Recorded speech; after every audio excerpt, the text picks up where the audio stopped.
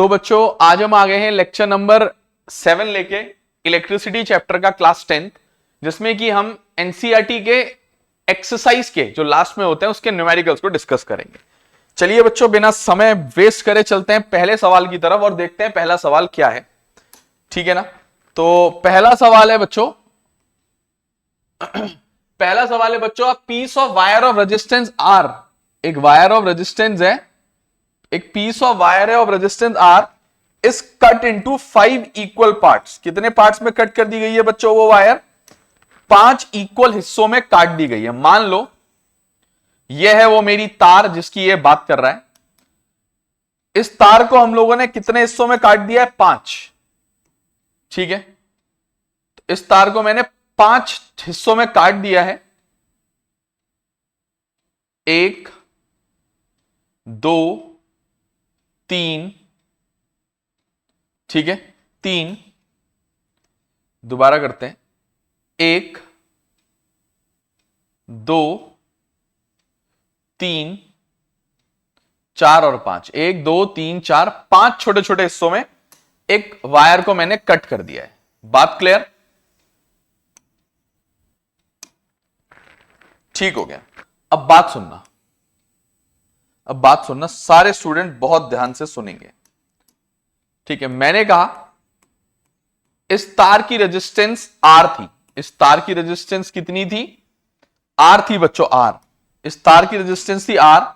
तो हर पीस के को हमने इक्वल हिस्सों में डिवाइड किया है, 5 हिस्से कर दिए हैं। तो क्योंकि resistance is directly proportional to the length of the conductor, तो हर पार्ट की लेंथ जो है वो भी बाय 5 हो जाएगी। इस पार्ट की लेंथ हो जाएगी आर बाय 5, इस पार्ट की लेंथ हो जाएगी आर बाय 5, इस पार्ट की भी लेंथ हो जाएगी आर बाय 5, इस पार्ट की भी लेंथ हो जाएगी आर बाय 5 और इस पार्ट की भी लेंथ हो जाएगी आर बाय 5। ठीक है, तो a piece of wire of resistance R is cut into 5 equal parts. These parts are then connected in parallel. एक पार्ट ये था, एक पार्ट ये था 2, ये तीसरा पार्ट था, ये चौथा पार्ट था।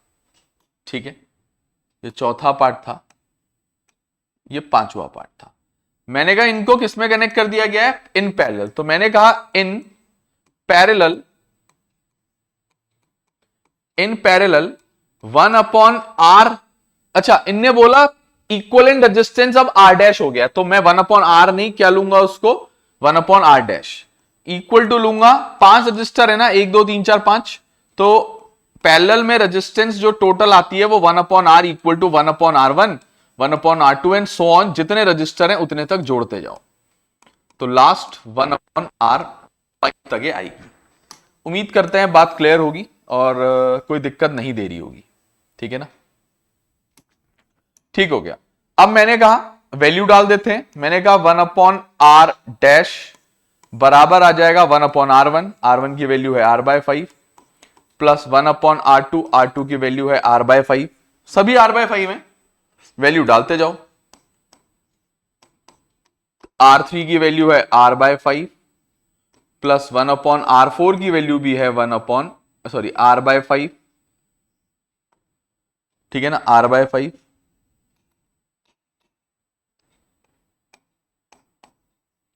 Plus 1/r/5। 1 2 3 4 5 है टोटल। ठीक है, तो 1/r डैश बराबर हो जाएगा, ये बाई 5 ऊपर आ जाएंगे बच्चों सबके, तो 5/r 5/r 5/r 5/r 5/r 1 2 3 4 5। तो 1/r डैश बराबर हो जाएगा, एलसीएम ले लो बच्चों इस पूरे का। मैंने कहा इस पूरे का एलसीएम हो जाएगा r, और 5 को जोड़ दो बच्चों 5 बार, 1 बार 2 बार 3 बार 4 बार और 5 बार। तो 1/r डैश की वैल्यू आ जाएगी 25/r। एट लास्ट हम क्या करेंगे बच्चों? टेकिंग रेसिप्रोकल बोथ साइड करेंगे। टेकिंग रेसिप्रोकल बोथ साइड, इससे मेरी r डैश की वैल्यू मेरे पास आ जाएगी। फिर करेंगे हम लोग टेकिंग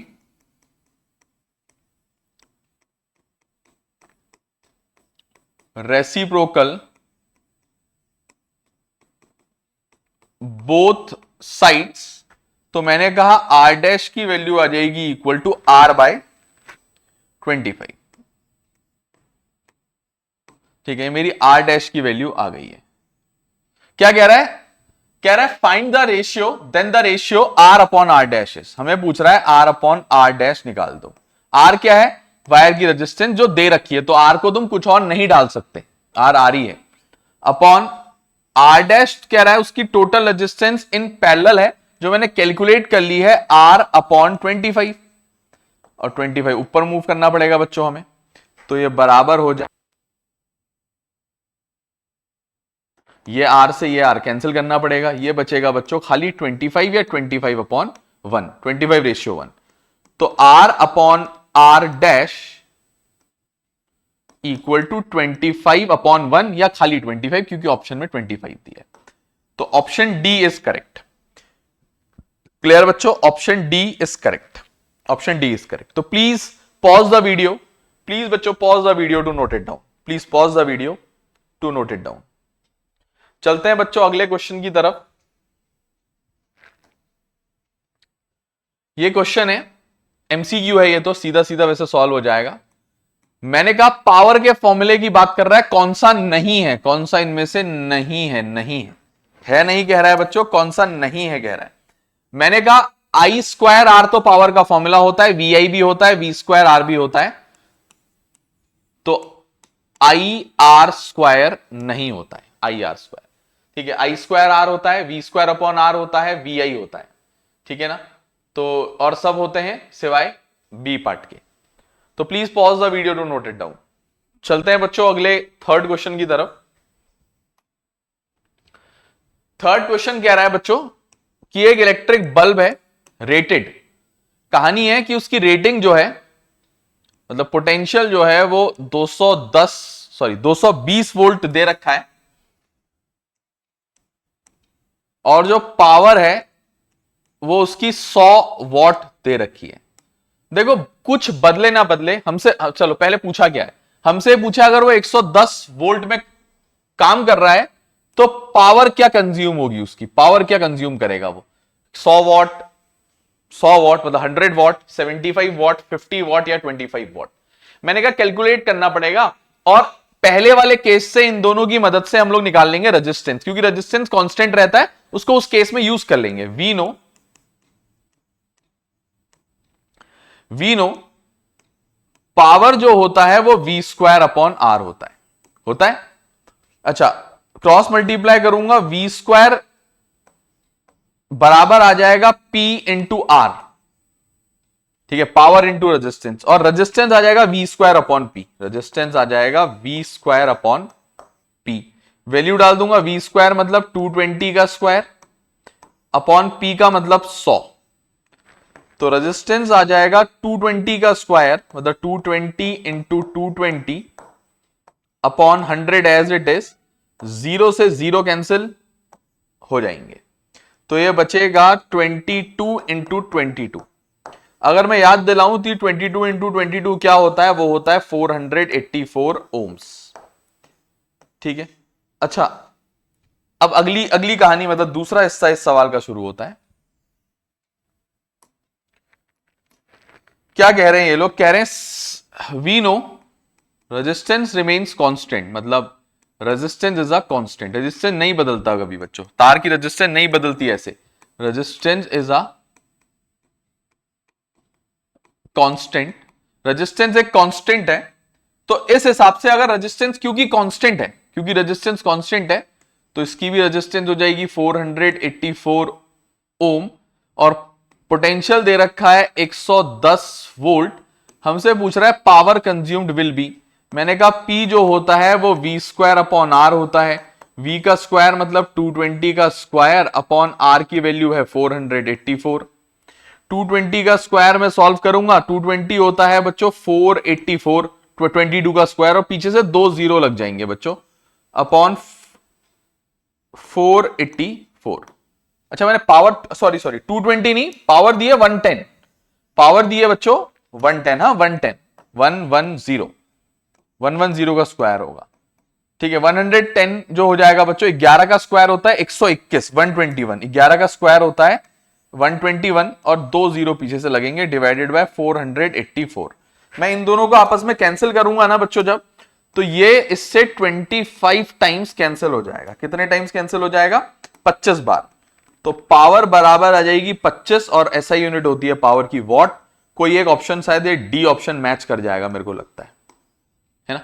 हाँ बिल्कुल करेक्ट, डी ऑप्शन मैच कर गया। Please pause the video to note it down. Please students pause the video to note it down. Sorry, चलते हैं बच्चों आगे की तरफ को, आगे की तरफ को चलते हैं, देखते हैं। ये बहुत बेहतरीन सवाल है बच्चों। दो तार हैं, शर्त यह है मटेरियल सेम है, लेंथ इक्वल है। मटेरियल सेम है तो रजिस्टिविटी सेम है, मटेरियल सेम है तो इसका मतलब क्या होता है? रजिस्टिविटी सेम है। लेंथ इक्वल है और equal area of cross section है, मतलब डायमीटर है, इसका मतलब है रेजिस्टेंस भी सेम है दोनों तारों की। तो let the resistance of the wire be R, both the wire be R. Let the resistance of the wire be R. Let the resistance of the wire be R. दोनों की R हैं बच्चों, of the wire be R, capital R। इसके बाद क्या कह रहा है? पहले इनको सीरीज में कनेक्ट किया गया, फिर इनको पैरेलल में कनेक्ट किया गया। तो सबसे पहले बात करते हैं इन सीरीज की। किसकी बात करते हैं? सबसे पहले बात करते हैं इन सीरीज की। सीरीज में क्या होगा देख लेते हैं बच्चों। मैंने कहा इन सीरीज क्या होगा, मैंने कहा रेजिस्टेंस इन सीरीज को RS बोल देता हूं, और दो रजिस्टर है, एक R1 होगा एक R2 होगा, दोनों को कनेक्ट कर दिया गया। R1 भी R है, दोनों की रेजिस्टेंस क्योंकि R है, तो इनकी टोटल रेजिस्टेंस आ जाएगी 2R। तो रेजिस्टेंस इन सीरीज जो इनका आएगा वो आएगा ट्वाइस ऑफ R। इसको रख लेते हैं डब्बे में पैक करके, बाद में काम आएगा मेरे। दूसरी कहानी कह रहा है पैरेलल की, तो मैंने कहा इन पैरेलल, मैंने कहा इन पैरेलल। पैरेलल में क्या होगा? मैंने कहा पैरेलल का भी फॉर्मूला होता है कुछ इसी तरीके से।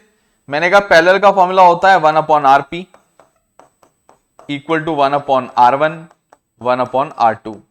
मैंने कहा 1/RP बराबर हो जाएगा 1/R प्लस 1/R।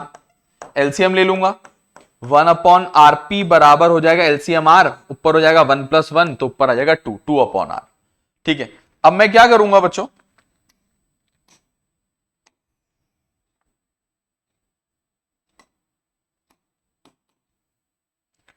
अब मैं क्या करूंगा, ध्यान से देखना, कोई जल्दीबाजी मत करना, ध्यान से देखो, कोई जल्दीबाजी नहीं है।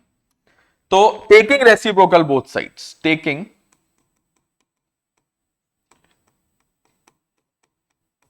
रेसिप्रोकल बोथ साइड्स, हमें मिलेगा RP बराबर R/2। तो रेजिस्टेंस इन पैरेलल हमें इतना ओम मिल जाएगा। अब आगे देखते हैं ये क्या कह रहा है। ठीक है, आगे देखते हैं ये कह क्या रहा है, कहना क्या चाह रहा है हमसे, हमें भी नहीं पता बच्चों। ठीक है,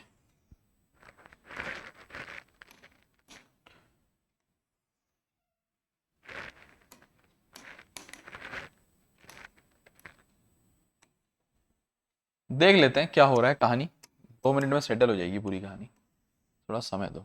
ठीक है, चलो फिलहाल अब जगह हमने बना दी है बढ़िया पूरा सवाल करने के लिए। आगे कह रहा है बच्चों, पहले सीरीज में कनेक्ट किया फिर पैरेलल में, हमें रेशियो निकालना है heat produce in series to heat produce in parallel. मतलब क्या पूछ रहा है पता है? पता है बच्चों, हमसे पूछ रहा है heat produce in series upon heat produce in parallel का रेशियो निकाल दो। ये हमसे पूछा गया है स्टूडेंट्स, ये हमसे पूछा गया है, ये हमसे पूछा गया है, ये पूछा गया। कर लेंगे कैलकुलेट, कर लेंगे। हीट प्रोड्यूस के फॉर्मूले पहले समझते हैं। मैंने कहा हीट प्रोड्यूस का बेसिक फॉर्मूला तो I² RT था, इसी से मैंने फॉर्मूला बना दिया था VIT, इसी से मैंने फॉर्मूला बना दिया था V² upon R into T। मेरे पास ये हीट प्रोड्यूस के फॉर्मूले थे। क्लियर, याद आ रहे होंगे आपको, हमने तुम्हें प्रीवियस लेक्चर्स में बताया है। जिन बच्चों ने पिछले लेक्चर नहीं देखे हैं बच्चों, जाके प्लेलिस्ट में पूरे पहले के 6 लेक्चर्स देखोगे बच्चों, तब जाके न्यूमेरिकल्स में आओगे। बात क्लियर? मैंने कहा मैं इनमें से कौन सा फॉर्मूला यूज करूंगा। पहली बात तो इनने पोटेंशियल सेम बोला है, देखो चेक करना, same potential difference, same potential difference, across the same potential difference.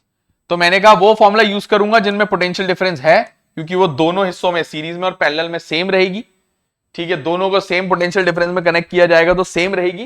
तो इसीलिए मैंने क्या करा बच्चों, सेम पोटेंशियल के लिए पोटेंशियल वाला फॉर्मूला चूज किया, जिसमें करंट है उसको नहीं लिया, क्योंकि करंट जो है ना वो सीरीज और पैरेलल में अलग अलग होता है। इनने करंट का कोई बताया भी नहीं ना बच्चों, क्योंकि अगर रेजिस्टेंस कम ज्यादा होगी तो करंट भी कम ज्यादा हो जाएगा। सीरीज में रेजिस्टेंस कुछ और, पैरेलल में कुछ और, तो करंट कम ज्यादा। अच्छा, पोटेंशियल भी कम ज्यादा हो सकता है, लेकिन इनने बोला है सेम है, सेम है, तो इनने बताया है। अच्छा, दूसरा, टाइम की टेंशन है नहीं, क्योंकि इसको भी टी टाइम के लिए चलाएंगे, इसको भी टी टाइम के लिए चलाएंगे, कोई दिक्कत नहीं, इन दोनों में से कोई एक फॉर्मूला चलेगा।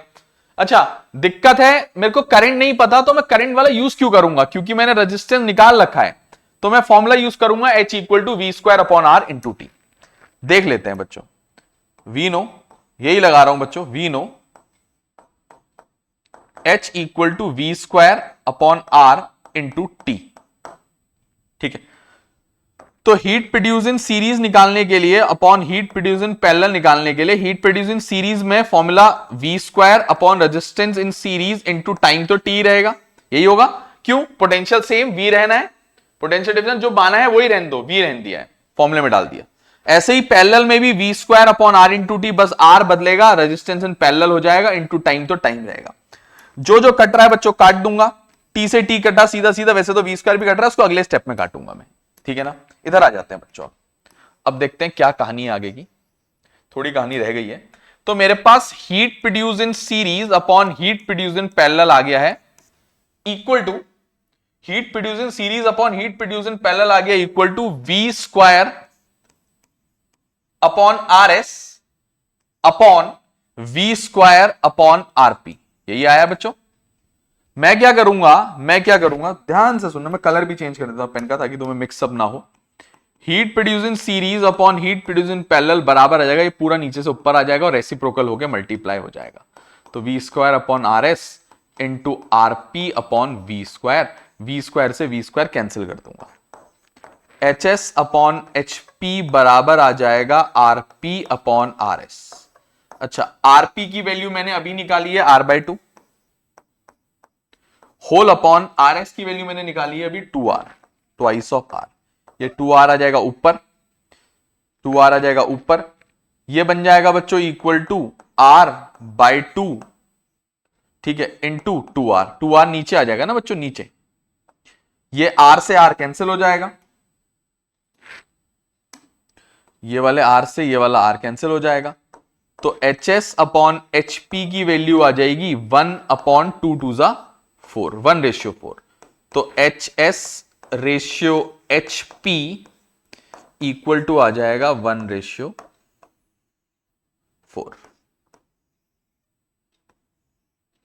ठीक है, ये हमारा कोई ऑप्शन रहा होगा इसके अंदर, मेरे ख्याल से सी ऑप्शन है, हाँ बिल्कुल correct, C option correct. Please pause the video to note it down, please बच्चों pause the video to note it down, please pause the video to note it down. उम्मीद करते हैं हो गया होगा सारे स्टूडेंट्स का। चलते हैं बच्चों अगले क्वेश्चन की तरफ। अब चलते हैं बच्चों क्वेश्चन नंबर 5 की तरफ। कह रहा है how is voltmeter connected in circuit to measure potential difference. बच्चों वोल्ट मीटर कैसे कनेक्ट होता है, वोल्ट मीटर कनेक्ट होता है इन पैरेलल, ठीक है ना। कहते हैं voltmeter is connected in parallel, reason नहीं पूछा है वैसे तो, लेकिन मैं बता देता हूं, मैंने नोट्स में लिखा रखा है, volt meter is connected in parallel, voltmeter is connected in parallel in the circuit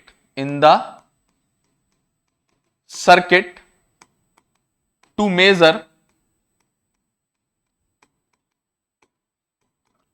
the potential difference between two points, reason बता देता हूं, क्योंकि पैरेलल में V जो होता है वो सेम रहता है बच्चों, क्योंकि पैरेलल में भी सेम रहता है। Please pause the video to note it down, please pause the video to note it down. चलते हैं बच्चों आगे की तरफ। ये बहुत बेहतरीन क्वेश्चन है बच्चों, हमारा फेवरेट क्वेश्चनों में से एक है, पहले भी किया है ऐसा एक हमने इंटेक्स का क्वेश्चन अंदर का। कह रहा है कॉपर वायर का डायामीटर दे रखा है मुझे, क्या दे रखा है, डायामीटर दे रखा है 0.5 mm, ठीक है, डायामीटर दे रखा है। उसके बाद और क्या दे रखा है, मुझे उसकी रजिस्टिविटी दे रखी है, रजिस्टिविटी, मुझे उसकी रजिस्टिविटी दे रखी है मेरे ख्याल से 1.6 इंटू 10 की पावर -8 ओम दे रखी है शायद ना, ओम मीटर, -8 ओम मीटर, रजिस्टिविटी की ऐसा यूनिट होती है ओम metre. What will be the length of this wire required to make its resistance 10 ohm? Length निकालनी है, रेजिस्टेंस कितनी बनानी है और उसकी 10 ओम, तो रेजिस्टेंस कितनी दी है, 10 ओम दे रखी है। ये मेरा सवाल है। बाकी दूसरा हिस्सा है इसका ये वाला, इसको छोड़ दो अभी, इसको उसके बाद हम लोग बाद में डिस्कस कर लेंगे, ठीक है ना, इसको बाद में डिस्कस करेंगे, पहले मेन हिस्सा डिस्कस करते हैं। देखो लेंथ निकालनी है, उसके लिए मैं आपसे क्या कह रहा हूं, मेरी बात ध्यान से सुनना। मैंने कहा वी नो आर जो होता है वो रो एल अपॉन ए होता है, ठीक है, तो मुझे निकालना है लेंथ, तो मैं इसको क्रॉस मल्टीप्लाई करूंगा, ये आ जाएगा rho L equal to R into A, और एल आ जाएगा equal to R into A upon rho. मुझे क्या क्या चाहिए बच्चों, देख लो क्या क्या है, क्या क्या चाहिए। आर मेरे पास है, रो मेरे पास है, मेरे को एरिया ऑफ क्रॉस सेक्शन चाहिए। क्या चाहिए, एरिया ऑफ क्रॉस सेक्शन, और हमें जानकारी है जो एरिया ऑफ क्रॉस सेक्शन होता है वो पाई आर स्क्वायर होता है। अच्छा, पाई होता है 3.14 इंटू रेडियस निकालना पड़ेगा बच्चों मुझे, रेडियस क्या निकालना पड़ेगा, रेडियस। तो रेडियस में निकालने के लिए मैं क्या करूंगा ना बच्चों, थोड़ा सा मैं कुछ गणित लगाऊंगा, गणित लगानी पड़ेगी क्योंकि पॉसिबिलिटी नहीं है उसके बिना निकालने की, ठीक है। क्या गणित है वो सुनना। मैंने कहा मुझे ये देखा कि डायामीटर दिया है, एरिया होता है पाई आर स्क्वायर, मेरे को पहले रेडियस चाहिए।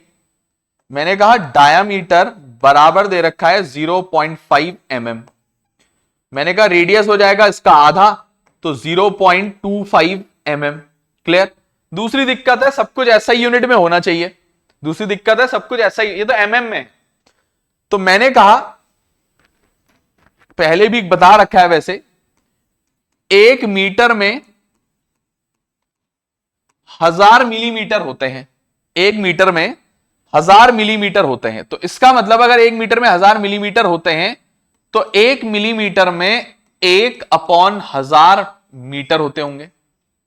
अब मिलीमीटर को मीटर में लाना है, मिलीमीटर को अगर मीटर में लाना है डिवाइड बाय 1000, अगर मीटर को मिलीमीटर में लाना है तो इनटू 1000, ठीक है। तो यहां पे मिलीमीटर में लाना है तो डिवाइडेड बाय 1000 कर देंगे, तो R बराबर आ जाएगा 0.25 divided by 1000 meter, divided by 1000 meter. Clear, ये आ जाएगा बच्चों। थोड़ा सा कैलकुलेशन करनी पड़ेगी बच्चों, हाँ थोड़ी कैलकुलेशन करनी ही पड़ेगी, तो इसको हटा ही देते हैं फिलहाल, पहले कैलकुलेशन पूरी कर लेते हैं अपनी इसकी, क्योंकि हमें लग रहा है एक ये हिस्सा भी मेरे को यहीं लाना चाहिए क्योंकि बहुत ज्यादा कंजस्टेड हो गया है। अब सुनो बच्चों बात को, मैंने कहा इससे रेडियस हो जाएगा 0.25 अपॉन में 10 की पावर 3 है ना, ऊपर आके 10 की पावर -3 मीटर। नाउ अब लगा दो एरिया ऑफ क्रॉस सेक्शन का फॉर्मूला पाई आर स्क्वायर। मैंने कहा एरिया हो जाएगा पाई की जगह 3.14, आर स्क्वायर की जगह 0.25 इंटू 10 की पावर -3 का स्क्वायर, ठीक है, इतना मीटर स्क्वायर आएगा बच्चों एरिया। तो मेरा एरिया आ जाएगा 3.14 इंटू 0.25 इंटू 0.25 इंटू 10 की पावर -3 इंटू 10 की पावर -3, कुछ ऐसा ही होगा। अच्छा मैं क्या कह रहा हूं ना, तुम लोग एक काम करो, 10 की पावर -3 को लिख दो -6। क्लियर, -3 को लिख दो -6, और ओहो सॉरी, ठीक है, 10 की पावर -3 को लिख दो बच्चों -6। और एक बात ध्यान दो, मैं 3.14 को 314 मान रहा हूं कुछ देर के लिए, 0.25 को 25 मान रहा हूं, 0.25 को 25 मान रहा हूं, और इन तीनों को आपस में मल्टीप्लाई कर दे रहा हूं। डेसिमल फिर अरेंज कर दूंगा, क्या करूंगा ना, इन तीनों को मल्टीप्लाई करके डेसिमल 1 2 3 4 5 6 बेस पीछे खिसका दूंगा। तो मैंने कहा 25 को 25 से मल्टीप्लाई करके 625 आ जाएगा इंटू 314, 625 इंटू 314 कर लेना बच्चों। देखो तुम लोग तो करोगे, हमें याद होगा, देखो हमें एनसीईआरटी की कैलकुलेशंस लगभग याद होती है। मैंने कहा इसको मल्टीप्लाई करके आपस में आ जाएगा 196250। 196250 मैंने लिख दिया 196250। अब मेरे को 6 डेसिमल प्लेस पीछे खिसकाना है। अब मैं 6 डेसिमल प्लेस पीछे जब खिसकाऊंगा तो 1 2 3 4 5 6 यहां पे आ गया। आगे से मैं लगा दूंगा 0.196250 इंटू 10 की पावर -6। तो मेरा एरिया आ गया है 0.196। इसको मैं इतने में राउंड ऑफ कर सकता हूं या चाहो तो पूरा लिख सकता हूं, कोई दिक्कत नहीं। मैंने इसको इतने में राउंड ऑफ कर दिया। 196 इंटू 10 की पावर -6 मीटर स्क्वायर, ये मेरा एरिया ऑफ क्रॉस सेक्शन आया। मेरा आंसर नहीं आया बच्चों, खुशी हमें ज्यादा हो रही होगी क्योंकि एक बड़ी चीज आई है। हमें भी खुशी होती है ये चीज हमारी आ जाती है जब, तो क्योंकि एक बड़ी चीज है इसकी इस क्वेश्चन की। ठीक है, ये आ गई बच्चों। अब क्या होगा, मैंने कहा अब लगा दो फॉर्मूला पहली इक्वेशन वाला, इसकी जरूरत नहीं है मुझे। अब फ्रॉम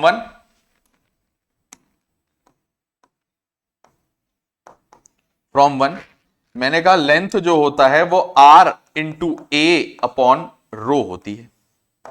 उधर सवाल को पूरा सॉल्व कर देते हैं, ऑलमोस्ट होने वाला है।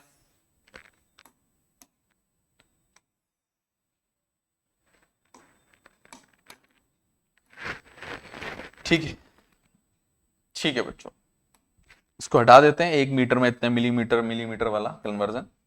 ठीक है, तो मैंने कहा अब जो मेरी लेंथ है वो बराबर आ जाएगी r तो 10 है, इंटू एरिया तो 0.196 इंटू 10 की पावर -6 है, डिवाइडेड बाय रो है 1.6 इंटू 10 की पावर -8। बहुत ही प्यारा क्वेश्चन है, बहुत ही प्यारा। ध्यान से देखना बच्चों, ध्यान से देखना। अब मैं क्या करने वाला हूं, इस 10 को इससे मल्टीप्लाई कर देता हूं। ये हो जाएगा 1.96 इंटू 10 की पावर -6। 10 की पावर -8 को ऊपर ले जाता हूं, ये हो जाएगा इंटू 10 की पावर +8 डिवाइडेड बाय 1.6। किसी को कोई दिक्कत नहीं होनी चाहिए बच्चों, नहीं होनी चाहिए इन कैलकुलेशन से, क्योंकि अब क्लास 10th में ऐसी कैलकुलेशंस तो आएंगी बच्चों न्यूमेरिकल्स में ना। ठीक हो गया। अब मेरी लेंथ हो जाएगी 1.96 डिवाइडेड बाय 1.6 इंटू 10 की पावर -6 और 10 की पावर 8, तो बच्चों हो जाएगा 10 की पावर 2। क्या हो जाएगा 10 की पावर -6 और -8? 10 की पावर 2 हो जाएगा, जैसा कि आप सामने अपने देख पा रहे हो।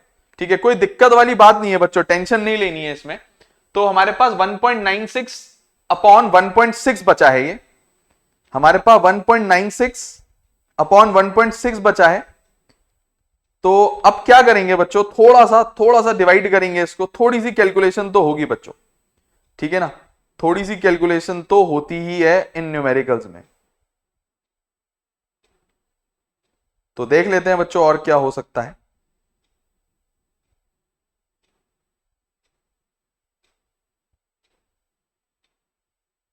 ठीक है, देख लेते हैं, इनको डिवाइड कर लेते हैं।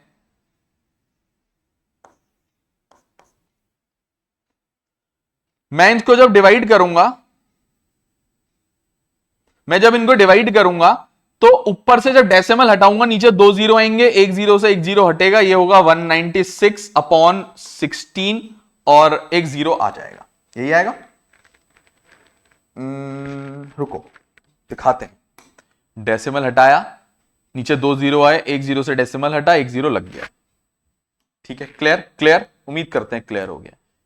इंटू 10 की पावर 2, मैंने कहा इसको डिवाइड कर लेता हूं, ये 1 पॉइंट समथिंग आ जाएगा। जितना मुझे पता है ये आएगा लगभग, जितना मुझे पता है, फिर अभी कैलकुलेटर में चेक भी कर लूंगा, मुझे इसकी कैलकुलेशन बहुत अच्छी याद नहीं है।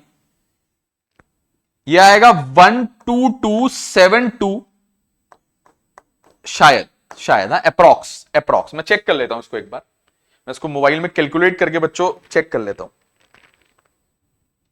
ठीक है, हमारे पास है 196 डिवाइडेड बाय 160, 1225 आ रहा है बच्चों, लगभग 1225। थोड़ा सा हमारा ऊपर नीचे है क्योंकि मुझे एनसीईआरटी की कैलकुलेशन याद है ये। ठीक है, 1225 ही लिख देते हैं बच्चों, क्यों गड़बड़ करनी है। 1225 इंटू 10 की पावर 2, इतना लेंथ है ना, मीटर में आएगी। अब 10 की पावर 2 मतलब 100 होता है, तो 1.225 इंटू 100 मीटर कर दो और मल्टीप्लाई कर दो, ये हो जाएगा 122.5 मीटर। अगर तुम एनसीईआरटी का आंसर चेक करोगे बच्चों, तो एनसीईआरटी में ये आंसर पता है क्या आ रहा होगा, मुझे एनसीईआरटी का याद है, क्योंकि ये आंसर, इसका आंसर एनसीईआरटी में आ रहा होगा 122.72 मीटर। ये इन एनसीईआरटी आंसर आ रहा होगा। अब क्यों आ रहा है उसके पीछे वैसे मेरे पास रीजन भी है एक्चुअली में, मैंने वो इसीलिए उस टाइम पे 122.72 लिख दिया था, क्योंकि मुझे एनसीईआरटी की कैलकुलेशन याद है। मैं क्यों नहीं आया मेरा आंसर, क्योंकि मैंने इसको यहां पे राउंड ऑफ कर दिया एक जगह। कहां पे बताऊं, कहां पे यहां पे, इस स्टेप की वजह से नहीं आया मेरा आंसर, क्योंकि मैं इसको अगर राउंड ऑफ नहीं किया होता तो 122.7 समथिंग आता है। ठीक है, उम्मीद करते हैं पसंद आया होगा, कोई दिक्कत नहीं है, कोई नहीं काट सकता इसको, कोई नहीं काट सकता, कुछ गलत नहीं किया है। Please pause the video to note it down, please pause the video to note it down, please pause the video to note it down. अब चलते हैं बच्चों अगले सवाल की तरफ। ठीक है, हमारा अगला सवाल है, when a 12 volt battery is connected to an unknown resistor. ठीक है, तो बात करते हैं सवाल की। बैटरी जो है 12 वोल्ट की है, तो गिवन है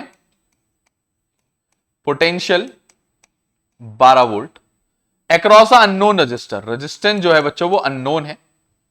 there is a current of 2.5 milli ampere. अरे मिली एंपियर क्या होता है, अरे अभी तो सीखा था, एक मीटर में 1000 मिलीमीटर होते हैं, तो एक एंपियर में 1000 मिली एंपियर होते हैं, मिली एंपियर होते हैं। ठीक है, तो एक मिली एंपियर में 1/1000 एंपियर होते होंगे। क्लियर बात। तो क्योंकि मेरे को मिली एंपियर को एंपियर में लाना पड़ेगा, क्योंकि ऐसा यूनिट होती है वो करंट की, तो मैं इसको डिवाइड करूंगा 1000 से, और ये एंपियर में आएगा, ये आएगा 2.5 इंटू 10 की पावर नीचे 3 है, ऊपर आके -3 एंपियर। ये है मेरा करंट की एक्चुअल वैल्यू, कि जो मेरा करंट है वो 2.5 इंटू 10 की पावर -3 एंपियर आएगा। बात क्लियर। आगे देखते हैं, कह रहा है find the value of resistance of the resistor, R निकालना है। देखो सुनो, फ्रॉम ओम्स लॉ, फ्रॉम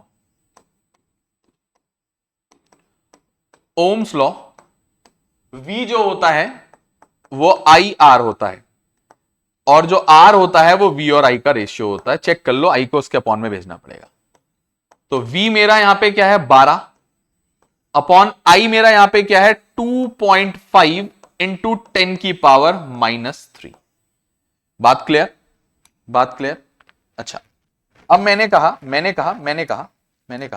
कुछ कहा, सुनो सुनो सुनो, ध्यान से सुनोगे, चेक कर लो। मैंने कहा जो रेजिस्टेंस है वो बराबर हो जाएगी 12 अपॉन 2.5 इंटू 10 की पावर 3 के। क्यों, ये -3 को भेज दिया बच्चों ऊपर। क्लियर बात, क्लियर बच्चों। अच्छा, इसके बाद ये डेसिमल हटा दिया, ऊपर लग गया 0, तो मेरी जो रेजिस्टेंस आ गई, ये आ गई 120 अपॉन 25 इंटू 10 की पावर 3, मतलब होता है बच्चों 1000। ठीक है, अब इनको डिवाइड कर लेता हूं, ठीक है ना, कैलकुलेटर से क्या, इसको यहीं पे कर लेते हैं। 120 डिवाइडेड बाय 25, 25 4 जा होता है 100, 20 रिमाइंडर, पॉइंट लगाऊंगा 0 आएगा, 200, 8 जा 200, रिमाइंडर 0, 4.8। तो रेजिस्टेंस आ जाएगी 4.8 इंटू 1000, तो रेजिस्टेंस आ जाएगी 48, एक 0 से डेसिमल हट गया और 2 0, 4800 ओम। यह है जी रेजिस्टेंस। बात clear. Please pause the video to note it down, please pause the video to note it down. नोट कर लो बच्चों, वीडियो पॉज कर लो और नोट कर लो। चलते हैं बच्चों सवाल नंबर अब 9 की तरफ। सवाल नंबर 9 कह रहा है, a battery of 9 volt is connected in series with resistor this this this this this and this respectively. पहले जो कह रहा है वो कर लेते हैं, पहले जो कह रहा है वो कर लेते हैं। रजिस्टर है हमारे पास 0.2 ओम का, एक है, सब सीरीज में कनेक्टेड है। एक रजिस्टर ये रहा 0.2 ओम का, इसको मैंने R1 मान लिया। 0.3 ओम का एक और रजिस्टर है, 0.3 ओम का एक और रजिस्टर है, इसको मैंने R2 मान लिया। इसके बाद 0.4 ओम का एक और रजिस्टर है, इसको मैंने R3 मान लिया। उसके बाद 0.5 ओम का एक और रजिस्टर है, क्वेश्चन चेक कर लो बच्चों। 0.5 ओम का एक और रजिस्टर है, उसको मैंने R4 मान लिया। और लास्ट 12 ओम का एक और रजिस्टर है, कुछ ज्यादा रजिस्टर जोड़ दिए बच्चों इनने। 12 ओम का एक और रजिस्टर है, उसको मैंने R5 मान लिया। अब बैटरी 9 वोल्ट की बैटरी है बच्चों, उसके साथ कनेक्टेड कौन है बच्चों? बैटरी। तो बैटरी मतलब कॉम्बिनेशन ऑफ 2 या मोर, ये भी बैटरी है, एक और जोड़ दो तब भी बैटरी है। और 9 वोल्ट की बैटरी है, पोटेंशियल डिफरेंस भी दे रखा है इसका, ये पॉजिटिव होता है या नेगेटिव होता है। एक की बना देते हैं, ठीक है।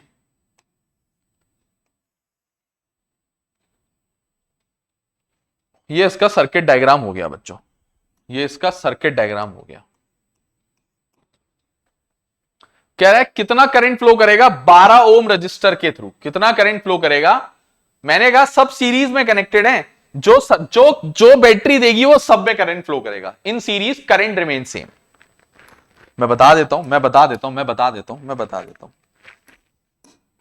मैं लिख देता हूं इन सीरीज आई जो होता है वो सेम होता है। बात क्लियर? चेक कर लो, चेक कर लो, पुराने लेक्चर चेक कर लो, नोट्स बनाए तो नोट चेक कर लो, चेक कर लो, चेक कर लो, चेक करे बिना मत करना आगे को। चलते हैं बच्चों आगे की तरफ। मैंने कहा मुझे इस सर्किट से ये जो करंट निकल रहा है आई, अगर ये पता चल जाए, ये पता चल जाए तो सब क्लियर हो जाएगा कि इसके अक्रॉस कितना करंट फ्लो कर रहा है। सब में आई जा रहा है क्योंकि। अच्छा, मुझे आई निकालने के लिए V और V अपॉन R चाहिए, रेजिस्टेंस चाहिए सर्किट का। तो मैंने कहा रेजिस्टेंस इन सीरीज जो होता है वो सब रजिस्टर को जोड़ दो, आ जाता है R1 plus R2 plus R3 sorry R4 और R5। R1 की वैल्यू है 0.2, R2 की वैल्यू है 0.3, R3 की वैल्यू है 0.4, 0.5 और 12, सबको जोड़ दो। 0.5, 0.5 और 1, 1.4, 1.4, 13.4 मेरे ख्याल से। ठीक है, दोबारा एक बार चेक कर लेते हैं। 0.2, 0. अच्छा सॉरी 0.4, 0.7, 8, 9, 0.9। ठीक है, देखो ना 0.3 और 0.2 हो गया 0.5, 0.5 और 0.5 हो गया 1, 1 और 0.4 हो गया 1.4, तो 13.4 कितना हो गया? 13.4 ओम इसकी टोटल रेजिस्टेंस हो गई सर्किट की। ठीक है, मैंने कहा फ्रॉम ओम्स लॉ, बल्कि यहां लिख देता हूं फ्रॉम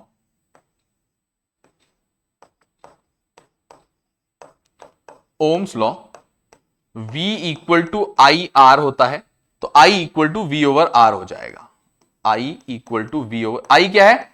पूरे सर्किट का रेजिस्टेंस। अच्छा, I V ओवर आर होगा, लेकिन सीरीज का रेजिस्टेंस इन सीरीज। I हो जाएगा V की वैल्यू है 9 अपॉन रेजिस्टेंस इन सीरीज आया था 13.4, इतना एम्पियर आ जाएगा बच्चों।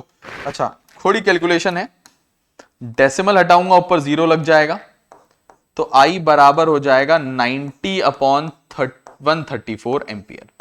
इसको भी कैलकुलेट करना पड़ेगा हम लोगों को, इसको भी कैलकुलेट करना पड़ेगा।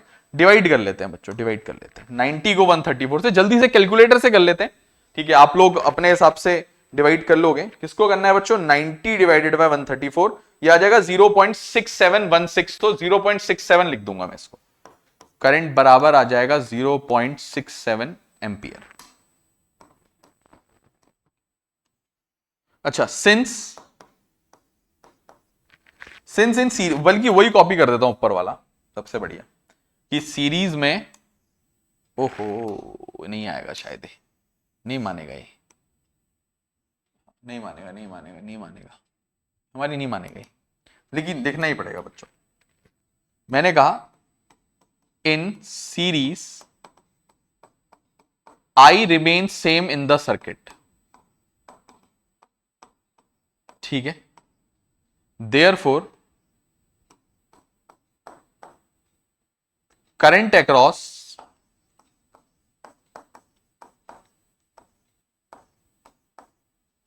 therefore current across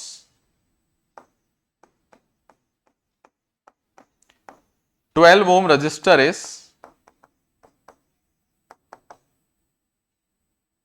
0. कितना कहा था? 67 कहा था ना मैंने इधर लिखा भी नहीं, सॉरी, मैं पहले इतना कर देता हूं, 0.67 एम्पियर, और यहां पे नोट भी करना पड़ेगा बच्चों में। तो I बराबर हो जाएगा 0.67 एम्पियर। ठीक है, उम्मीद करते हैं क्लियर होगा,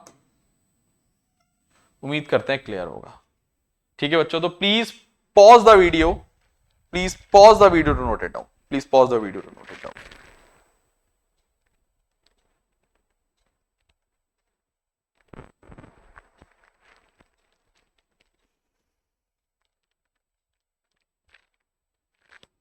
चलते हैं बच्चों अब अगले सवाल की तरफ, सवाल नंबर 10 की तरफ।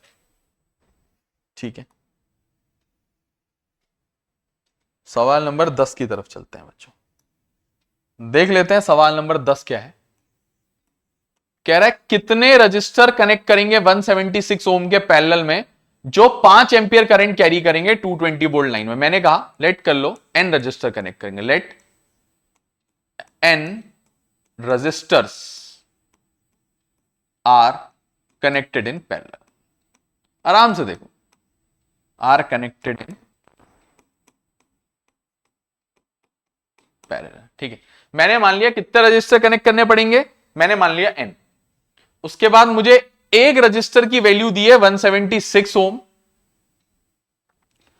ठीक है, और हमें करंट, देखो मेरी बात सुनो, पैरेलल में कनेक्ट करना, मैं एक सर्किट डायग्राम बनाता हूं, मुझे ये नहीं पता कितने कनेक्ट करने हैं, लेकिन इतना जरूर पता है पैरेलल में करने हैं। तो पैरेलल में कैसे करते हैं? ऐसे ही करते हैं बच्चों, ऐसे ही करते हैं, ऐसे ही करते हैं।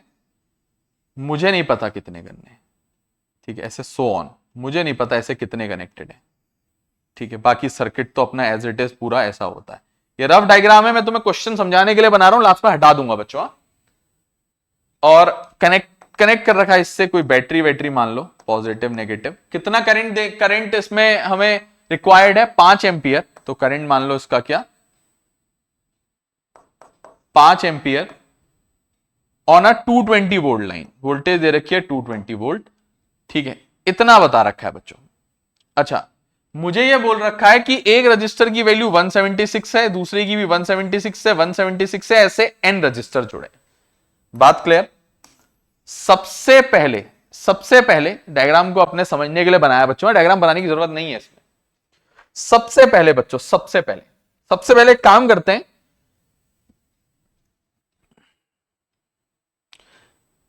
n रजिस्टर्स की रेजिस्टेंस निकाल लेते हैं टोटल, जिसकी वैल्यू मुझे निकालनी है। मुझे क्या निकालना है? ये n तो निकालना है, कितने रजिस्टर कनेक्ट करने हैं। तो मैंने कहा रेजिस्टेंस इन पैरेलल का जो फॉर्मूला होता है वो 1/rp होता है। क्या होता है? 1/rp। पैरेलल में कनेक्टेड है ना, 1/rp इक्वल टू 1/r1। कितने कनेक्टेड है? पता नहीं, मुझे नहीं पता। ऐसे करते करते n, यही तो n की वैल्यू निकालनी है, कितने रजिस्टर कनेक्ट करें करके, यही तो n निकालना है। ठीक हो गया। फिर मैंने क्या किया, 1/rp बराबर लिया 1/r1 क्या है 176, r2 क्या है 176, r3 क्या है 176, और लास्ट जो nth रजिस्टर है उसकी रेजिस्टेंस भी क्या होगी 176। कितने टाइम से आपस में जुड़ रहे हैं? n times. लिख देते हैं n टाइम्स। सुनोगे बच्चों, बात सुनोगे। मैंने कहा 1/rp ऐसे ही रहेगा।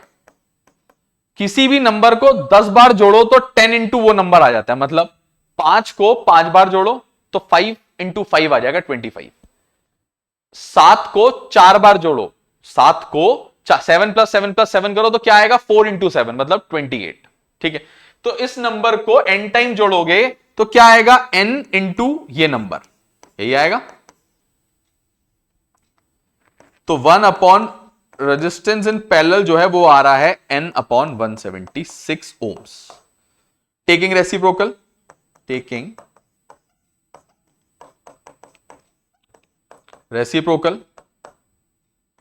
तो rp आ जाएगा 176/n। इतना ओम रेजिस्टेंस पैरेलल में टोटल इस सर्किट की है, एन के टर्म्स में आई है। वो कोई दिक्कत वाली विषय नहीं है, वो कोई दिक्कत वाला विषय है ही नहीं, एन आ जाएगा, इससे टेंशन नहीं लेने का। ठीक है, अब सुनो, हमें करंट और गिवन है, करंट दे रखा है हमें 5 एंपियर और पोटेंशियल डिफरेंस दे रखा है 220 वोल्ट। वी नो, ओम्स लॉ तो हर कोई फॉलो करेगा ना, V equal to I R, V है 220 इक्वल टू I है 5 इंटू R निकाला है हमने 176 बाय N। ठीक है, अब इसकी जरूरत शायद ही हमें डायग्राम की, हटा देते हैं इसको, है ना। ठीक है, अच्छा फिर मैंने क्या किया, ये 5 को अपॉन में ले आया इसके, क्योंकि मल्टीप्लाई में है तो अपॉन 5 कर दिया और इसको कैंसिल कर दिया। 5 4 जा 20, 5 4 जा 20, हमारे पास बचा 44 इक्वल टू 176 अपॉन n। इसको क्रॉस मल्टीप्लाई कर लेते हैं, ये आ जाएगा बच्चों 44n इक्वल टू 176। थोड़ा सा और बचा है और ऑलमोस्ट हमारा आंसर आने ही वाला है। ठीक है, कोई दिक्कत वाला विषय नहीं है बच्चों, ये सवाल आसान है। तो 44n बराबर 176 आ गया, n बराबर आ गया 176 अपॉन 44, 44 4 जा होता है बच्चों 176। तो therefore 4 resistors of resistance 176 ohm must be connected in parallel, must be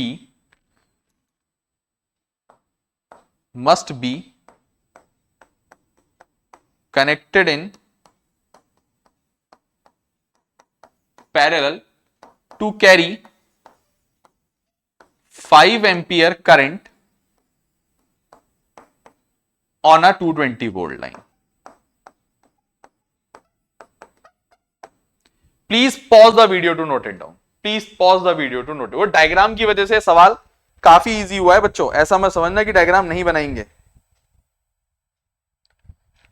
ऐसा नहीं मत समझना डायग्राम के बिना हो जाएगा, डायग्राम के बिना कंफ्यूजिंग होगा, तो डायग्राम जरूर बनाओगे बच्चों।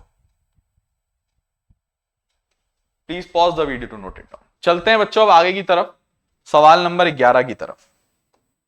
ठीक है, see how would you connect 3 resistors each of resistance 6 ohm such that combination has a resistance of 9 ohm and 4 ohm। ठीक है, 9 ohm and 4 ohm रजिस्टर हो, उसकी टोटल रेजिस्टेंस। मैंने कहा देखो एक बात ध्यान से सुनो, 3 रजिस्टर हैं, अगर सीरीज में कनेक्ट करूंगा तो 6 6 6 जोड़ के 6 6 12 और 6 18 आएगा, और 18 नहीं लाना है। इसका मतलब है ये बात तय है, या तो तीनों को पैरेलल में कनेक्ट करना है या कुछ तीसरी चीज ढूंढनी है। ठीक है, तो मैंने कहा एक बार मैं काम करता हूं, मेरे को रेजिस्टेंस 1 दे रखा है 6 ओम का, दूसरा रेजिस्टेंस भी है 6 ओम का, और तीसरा रेजिस्टेंस भी है 6 ओम का। मैंने कहा अगर मैं तीनों को पैरेलल में कनेक्ट करूंगा तो क्या होगा, सुनना। मैंने कहा अगर मैं तीनों को पैरेलल में कनेक्ट कर दूंगा तो फॉर्मूला हो जाएगा 1/Rp equal to 1/R1 1/R2 plus 1/R3। Check कर लेते हैं क्या निकलता है। मैंने कहा 1/Rp बराबर आ जाएगा 1/6 1/6। तो ये तो बच्चों हो जाएगा 1/Rp equal to LCM 6 1 plus 1 plus 1, ये हो जाएगा 3/6, ये हो जाएगा 1/2। रेसिप्रोकल करूंगा तो ये बन जाएगा Rp2, और मुझे तो 2 लाना ही नहीं है, मेरे को तो 2 लाना ही नहीं है दोनों पार्टों में। तो ना तो बच्चों इनको सीरीज में कनेक्ट करना है, ना इनको पैरेलल में। तो तीसरा कॉम्बिनेशन क्या पॉसिबिलिटी हो सकती है, उसके बारे में थोड़ी बहस छिड़ गई है यहां पे बच्चों। मिक्स्ड सीरीज भी पैरेलल भी, ऐसा हो सकता है 2 को सीरीज में तीसरे के साथ पैरेलल में, या 2 को पैरेलल में तीसरा उनके साथ सीरीज में, यही होगा बच्चों। कैसे, चेक कर लेते हैं। मैंने कहा एक ये रजिस्टर है, इसके साथ दोनों को पैरेलल में जोड़ दो। एक रास्ता तो ये हो सकता है, ऐसा कर सकते हैं कि ये R1 हो 6 ओम का, ये R2 हो 6 ओम का, ये R3 हो 6 ओम का, और मैं बोलूं कि R1 जो है इसके साथ सीरीज में है इन दोनों के साथ, और चेक करके दिखा दूं तुम्हें, ठीक है, चेक करके दिखा दूं कैसे। मैंने कहा R2 and R3 in parallel है, ठीक है। पहली चीज तो ये दोनों पैरेलल में है, तो मैंने इन दोनों को सॉल्व किया, फॉर्मूला आया 1/RP बराबर 1/R1 प्लस R2, तो R1 है R2 और R2 है R3, यही है। वैल्यू डाल देता हूं इनकी, तो मैंने कहा 1/RP बराबर हो जाएगा 1/R2 है 6 और ये भी है 6, तो 1/RP बराबर हो जाएगा, एलसीएम लेके 2 आ जाएगा, 2/6, तो ये हो जाएगा अभी 1/3, तो 1/RP आ गया 1/3। अभी ये आंसर नहीं आया बच्चों, अभी ये भी जुड़ेगा उसमें, ये मत समझना आंसर 3 आ गया, ये तो आ ही नहीं रहा है, टेंशन मत लो, वो आ जाएगा, कोई दिक्कत वाला विषय नहीं है। बात सुनो अब,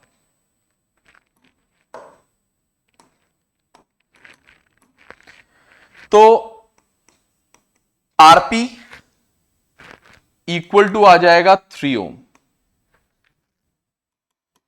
आरपी इक्वल टू आ जाएगा 3 ओम। नाउ इसकी नई कहानी बन जाएगी कि ये जो R1 है ये एज इट इज 6 ओम वाला, और इन दोनों के बदले एक सिंगल रेजिस्टेंस मैंने टोटल निकाल दिया आरपी, जिसकी वैल्यू आई 3 ओम, और इनको मैंने आपस में कनेक्ट करा सीरीज में, तो आर एस बराबर R1 प्लस आरपी, तो आर एस टोटल रेजिस्टेंस क्या आ गया, R1 प्लस आरपी 6 प्लस 3,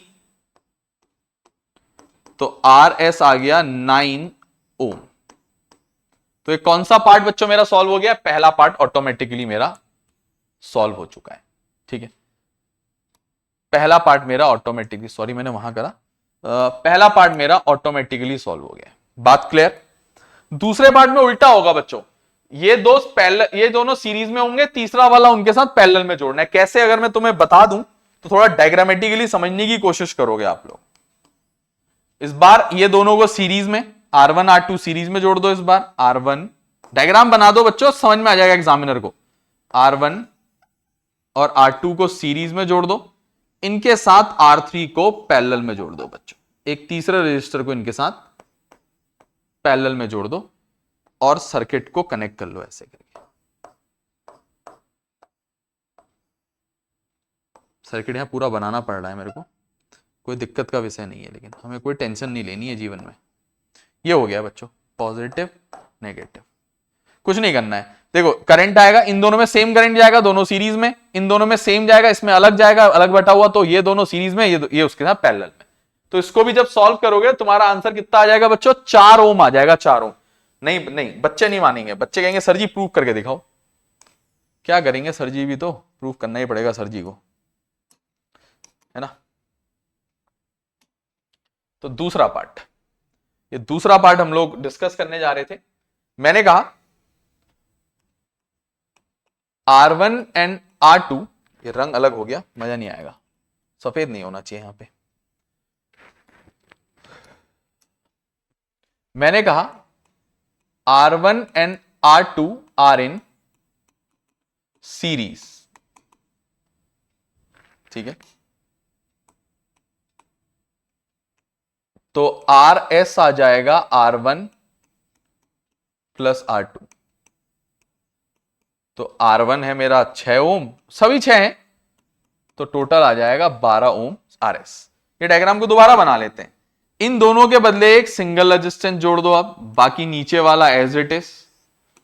ये मेरा था R3 और ये मेरा था RS, इसका है वैल्यू 12 ओम और इसकी वैल्यू R3 की है 6 ओम। बाकी बचा हुआ सर्किट एज इट इज बना दो, कोई दिक्कत थोड़ी ना है ना। बाकी वो की भी सब अपनी जगह, रीड्रॉ करा है बच्चों मैंने वही डायग्राम। मैंने कहा now RS and R3 are in parallel, तो टोटल रेजिस्टेंस आएगी इसकी 1/RP equal to 1/RS plus R3। निकाल लूंगा, 1/RP बराबर आ जाएगा 1/RS, कितना आया बच्चों, 6 और 6 12 प्लस 1/6, तो 1/RP बच्चों बराबर आ जाएगा 12 और 6 का एलसीएम हो जाता है बच्चों 12, 1 प्लस 2 ये हो जाएगा 3/12, ठीक है, और 3 4 जा 12 कटेगा तो 1/4 आएगा, रेसिप्रोकल करेंगे तो आंसर आ जाएगा। ठीक है, बात क्लियर होनी चाहिए, होनी तो चाहिए, नहीं आई तो हम करेंगे क्लियर। थोड़ी सी देर रुको, बस थोड़ी सी देर रुको।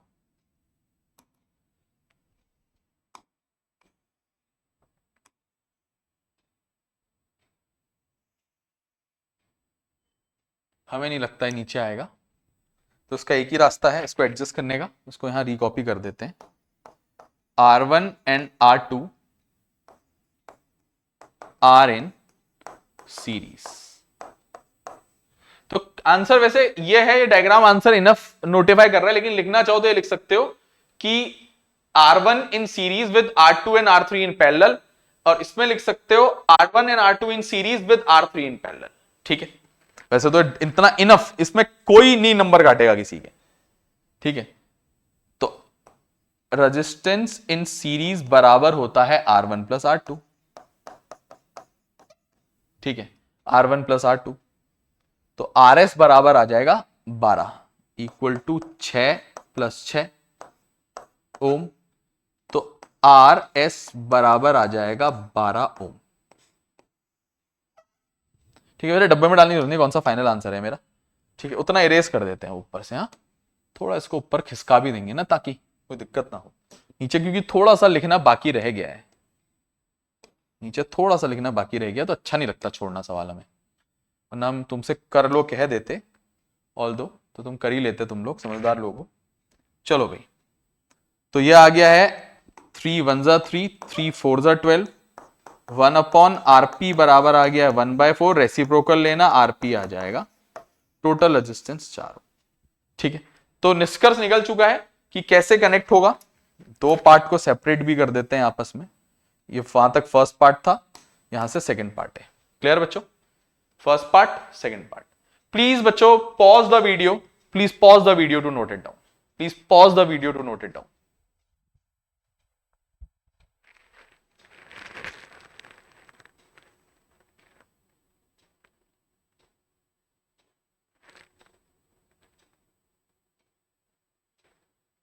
Please pause the video to note it down.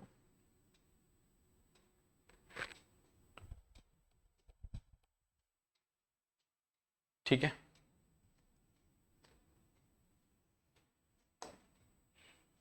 चलो बच्चों सुनोगे बात को। आज हमने काफी सारे क्वेश्चंस करे, ये हमारा लेक्चर 7 का इंट्रोडक्शन था आज, मतलब लेक्चर 7 हमने आज शुरू करना था। उसमें हमने एनसीईआरटी का पहला क्वेश्चन करा, दूसरा क्वेश्चन करा, एनसीईआरटी का तीसरा क्वेश्चन करा, चौथा क्वेश्चन करा, फिर 5th क्वेश्चन करा, फिर 6th क्वेश्चन, एक बहुत बेहतरीन क्वेश्चन करा। 7th क्वेश्चन आप लोग को लगा होगा हमने मिस किया है, हाँ मैं बताना चाह रहा था, मैं मेरे दिमाग से स्किप हो गया। 7th मैंने बच्चों मिस नहीं किया है, 7th क्वेश्चन नेक्स्ट लेक्चर में ऑटोमेटिकली हो जाएगा। 7th वैसे है ग्राफ, ओम्स लॉ का ग्राफ बनाना है, वो करेंगे, उसको हम एट लास्ट करेंगे। ठीक है ना, थोड़ा लेंदी चैप्टर ये है ही बच्चों, ठीक है ना, करेंगे, उसको भी करेंगे। तो बच्चों 7th क्वेश्चन गायब नहीं है, 7th क्वेश्चन नेक्स्ट लेक्चर में होगा। फिर हमने 9th करा बच्चों, फिर हमने एक 10th क्वेश्चन करा उसके बाद, बहुत अच्छा क्वेश्चन। फिर हमने अभी ये लास्ट 11th क्वेश्चन करा कि ये एग्जाम में अगर आएगा ना बच्चों, ये अगर एग्जाम में आ गया तो बच्चे क्या करेंगे बच्चों ना, आधे से ज्यादा बच्चों को तो बस इतना पता है कि सीरीज में कनेक्ट करो तो एक आंसर आएगा, पैरेलल में कनेक्ट करो तो तीनों को एक आंसर आएगा, दोनों में से किसी पार्ट से किसी का कोई आंसर नहीं आएगा। आप लोगों के सामने हमने किया है।